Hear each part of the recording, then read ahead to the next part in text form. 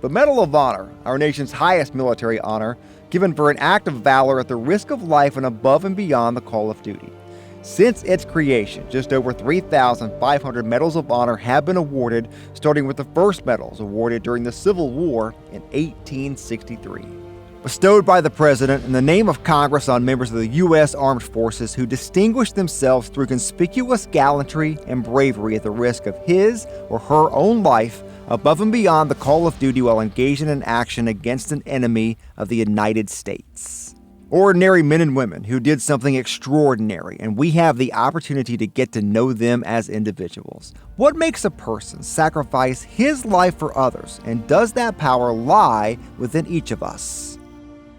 Our story begins at the birthplace of the Medal of Honor, Chattanooga, a city whose strong heritage includes an undeniable bond with the Medal of Honor. The Great Locomotive Chase of 1862 is a true story that's full of bravery. The now famous general, a Confederate locomotive, was stolen by Captain James Andrews and his 19 men near present-day Kennesaw and driven north towards Chattanooga in an effort to end the war early by crippling the Southern Railroad network. Andrews' plan was thwarted when the general ran out of steam just near Ringgold, Georgia, where a monument now resides marking where the general was abandoned. Eventually, Andrews and his men were captured. 8, including Andrews, were tried and hanged by the Confederate Army in Atlanta and are now buried at the Chattanooga Cemetery. In all, 19 raiders would receive the Medal of Honor, including Private Jacob Parrott, who was the very first person to receive the Medal of Honor on March 25th, 1863. The Chattanooga campaign, which culminated with the battle at Missionary Ridge, saw many federal troops earn the Medal of Honor for heroism here. And of course, in that context, the only female to ever receive the Medal of Honor, Dr. Mary Walker. So this represents the founding of Chattanooga, the heritage of Chattanooga. It's our history. To our south, the Battle of Chickamauga was followed by a series of local battles known as the Chattanooga Campaign.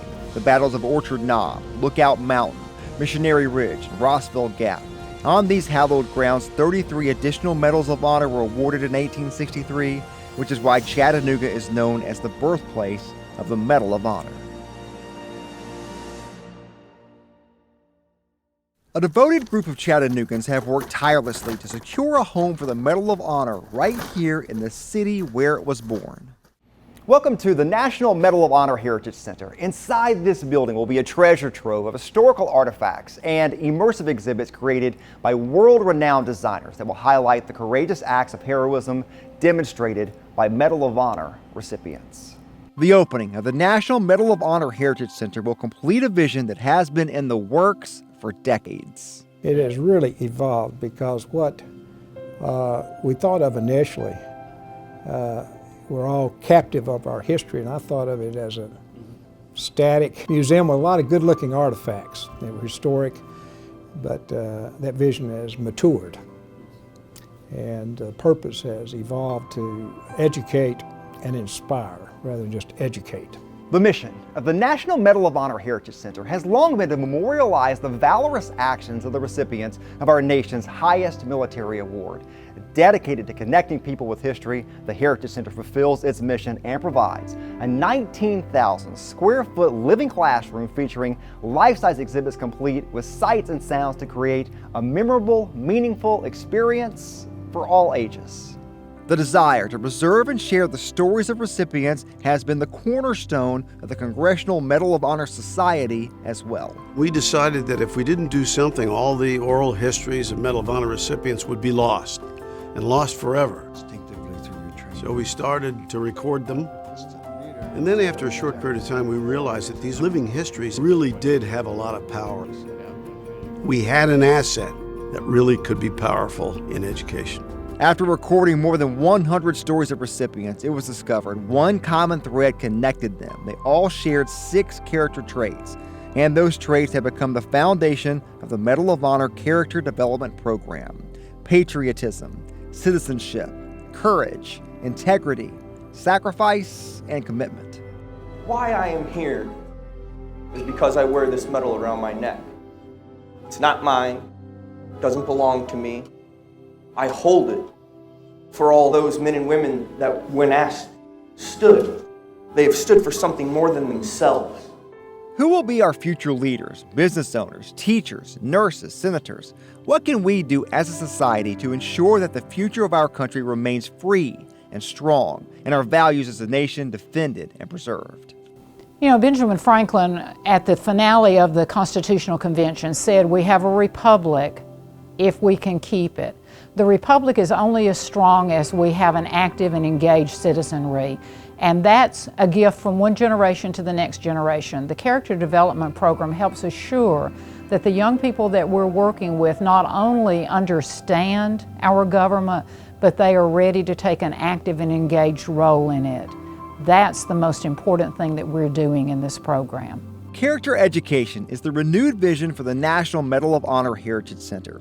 It's been woven into the immersive exhibits inside the Heritage Center and the Character Development Program through age-appropriate curriculum that educators will share in classrooms and youth programs.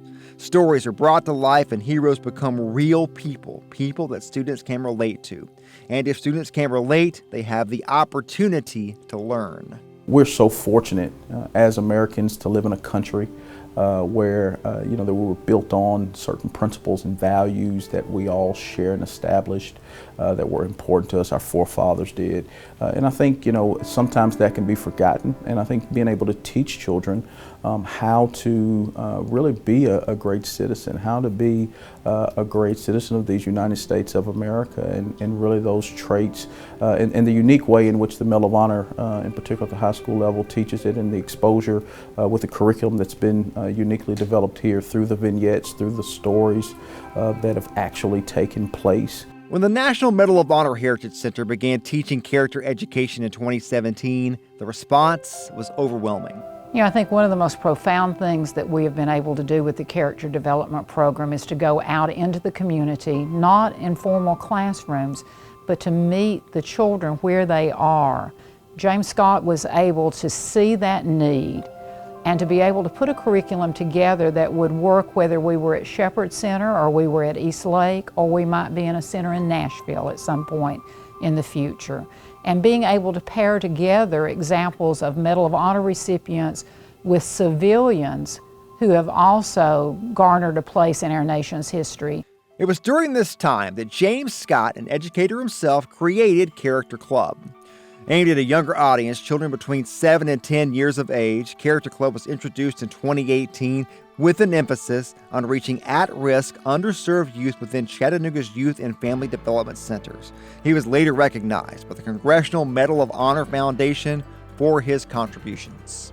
You start talking to these kids about all of these different traits and all of these amazing examples, and they want to learn this stuff. They think it's cool. And actually working with Shepherd helped us to make sure that we're able to get the character development program to them on their level, which is a lot of fun. We start with the premise that each and every person possesses the potential to do something extraordinary. We believe that. Why? Look at us. Common people who someone else decided did something extraordinary. If that's the premise, that each person has the potential, what about in a non-military circumstance? Isn't not appropriate for us to recognize those people? Character. How important is character to the health and well-being of our schools, our communities, and our country? We believe teaching character traits to young people is one of the most important, if not the most important responsibility we have as members of a free society. How else do we repay the debt of gratitude if not through honoring our heroes by inspiring future generations to preserve and protect what others died for? Education's the single most important thing we can do to affect the future. Not just the future of these kids, but the future of the United States of America. And we think through the Character Development Program and Citizen Honors Program that we will be able to reach into the future and change the lives of these kids. There are more than 3,500 amazing, inspiring, and all too often heartbreaking narratives of Medal of Honor recipients. Together, we are curators of their stories, and we are committed to honoring their sacrifices and contributions to our freedom through character education. If we could educate young people as they're growing up that each person they meet has the potential to change the world, then we've accomplished something.